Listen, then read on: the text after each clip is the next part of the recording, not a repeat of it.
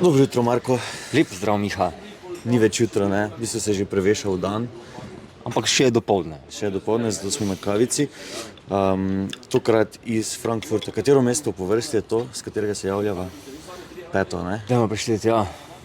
Wuppertal, Stuttgart, München, Köln. In sedaj še Frankfurt. Ja. No pa če upoštevamo tisti... Avtocesta. Ja, pa še iz Kölna v Wuppertal smo bila nekje vmes. Ja. Super.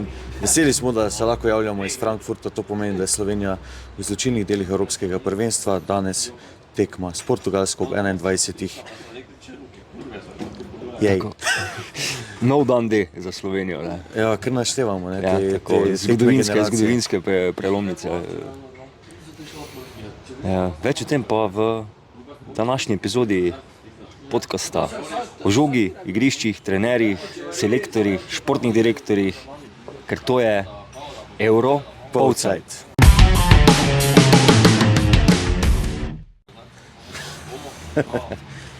Toliko epizod pa še kar ta intro. Ne?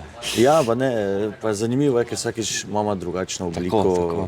Drugačno sceno. Ne? Tokrat se javljava iz kafane oziroma iz lokala, kavarnice, blizu najnega hotela, zraven so tudi slovenski navijači.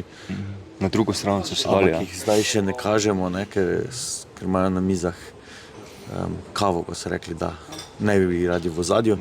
Ja. In posem razumemo. Srečali smo jih že včeraj v središču mesta, v starem središču mesta Frankfurta. V bistvu gre za eno tako kar moderno mesto, ampak ima en tak lep trgec z starimi bajticami in kar glasni so bili včeraj slovenski navijači. Tam ni bilo veliko, nekaj 10, bili so tudi Portugalci, ampak vseeno se jih je Slovence kar slišalo, pa vseeno danes tukaj več tisoč slovenskih navijačev. Zdaj Nogometna zveza Slovenije je po pravilih UEFA dobila 6.000 vstopnic za slovenske navijače. Tako pa če več vstopnic ni bilo na voljo za Slovence, je pa marsikdo kupil vstopnice preko različnih posrednikov, agencij ali pa od tistih navijačev iz drugih držav, ki pač so se odrekli ogledu tega spektakla med Ronaldom in Biolom. Tako. Ki jih pričakujemo, da bo predvsem takih borb na igrišču danes veliko. Ja, ker mogoče je bilo tudi za to tekmo se z navijaškega vidika malo težje organizirati, ne? Ker je res bilo treba urediti vse v dnevu dveh. Za tisti skupinski del se vseeno lahko malo bolj načrtovalo, ampak vseeno jaz mislim, da bo Slovenija imela podporo. Marsikdo je verjetno prišel tudi v Frankfurt brez vstopnice, pa bo ki v kakšni fanconi spremljal ali pa pred stadionom. Tako da ja, 12. igralec bo tudi za Slovenijo igral.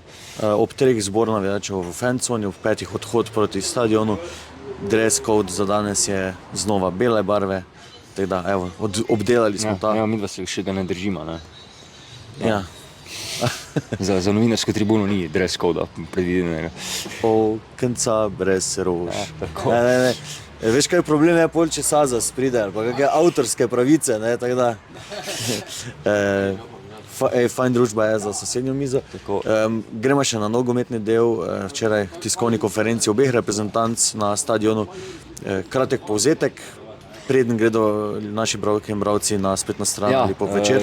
Treba poudariti, da je Slovenija prvo bitko dobila, bila bolj točna in natančna, vsaj kar se tiče druženja z mediji, ker Portugalci so zamudili debelih 10 minut. Matjaž Kek in pa Adam Gnezda Čerin sta se pa pojavila točno ob predvideni uri v tisti sobi za novinarske konference in pa Adam Gnezda Čerin je rekel, da bo tako tudi na igrišču, da bo tam točni, natančni in ker pač drugače proti evropskim prvakom iz leta 2016 ne bo šlo. Matjaža Keka sem še mogoče malo vznejevolil, ko sem mu predal čestitko kar za celo ekipo, za Tomija Horvata. No, pa je vseeno potem nasmejano odgovoril, da je v tem trenutku najpomembnejše, da je deklica zdrava, da ji želijo vse dobro v življenju in pa hkrati poudaril, da je se Tomi Horvat sinoči že vračal v reprezentančni tabor v Frankfurt, tako da danes bo v kadru, če bo dobil priložnost, pa je seveda verjetno odvisno tudi od poteka tekme in kako kako bo vse izgledalo na igrišču. Čestitke Tomi, čestitke Laura, dobrodošla Mija. Ja, tako. Tako da, zelo lepo vse skupaj. Manj lepo, kar je potem sledilo na eni od spletnih strani, ampak butaste stvari pustimo tokrat ob strani.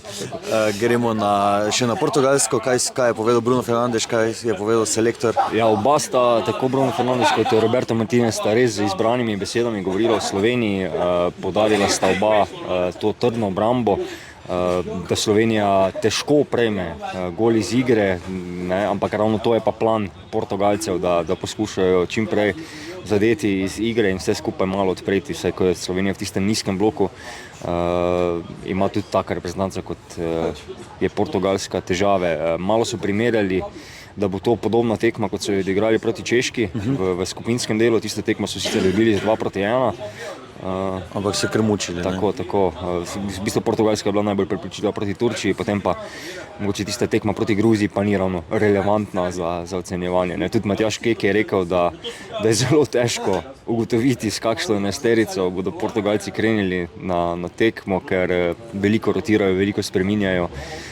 Roberto Martinez pa tudi ni bil pri volji, da bi razkril svoje adute za to tekmo. Ko je en od portugalskih novinarjev vprašal, če bo igral Rafael Leao, je odmrl, a ste vi scout za Slovenijo in ste prišli v izvidnici, tako da ni dal točnega odgovora. Podrobnosti torej iz obeh tiskovnih konferenc, zadeve iz obeh taborov, torej v Večeru in večer.com. Prav tako tam objavljamo tudi kratek pogovor Dejana Kopasiča, slovenskega video analitika s slovenskimi novinarji. Podrobno je seveda tako kot vse ostale nasprotnike Slovenije preučil.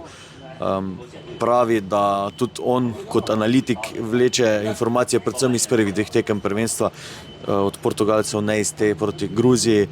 Pravi tudi, da se je Ronaldova vloga spremenila od marca, ko so Slovenci igrali proti Portugalski, da je zdaj bolj na tej liniji offside blizu obeh centralnih branilcev in da tam čaka na utekanje, na priložnost, na tiste nevarne podaje, s katerimi bi lahko dosegel prvi gol na tem Euro, ne? In prav zaradi tega, ker še ni vpisan med strelce, naj bi bil kar nejevoljen Cristiano Ronaldo, ne? To seveda ni povedal Kopasič, to pravijo drugi viri, portugalski, ampak je pa postal najboljši podajalec v zgodovini. Tako, v zgodovini evropskih prvenstev. Ve, kdaj se vpisati v katero statistiko. Tako. Ja, torej tudi Kopasičeve analize na naši spletni strani in v Večeru. Kaj še imamo za povedati? Ja, da se še spomnimo na tisti del severnega Porenja. Ja. Miha je napisal en zelo zanimiv dnevnik, kako je preživel nevihten večer v Dortmundu, tako da je kup obilica zanimivega branja, tudi obilnega, na večer.com in pa seveda tudi v tiskanem Večeru, da si krajšate čas do tekme. Ja, pa še tekom dneva bomo kaj objavili. Tako, seveda objavljali bomo spoti vso dogajanje, ko fantje spijejo kavico in vodo, bodo verjetno spili še kaj drugega in takrat bo zagotovo nastala kakšna zanimiva vest iz Frankfurta, kjer si seveda želimo dobrega rezultata Slovenije. In Bog ve, kdaj se in kje se naslednjič potem slišimo. Če že slučajno mora Slovenija spati, naj proda svojo kožo tako drago, kot so tukaj cene v Frankfurtu. Dajmo.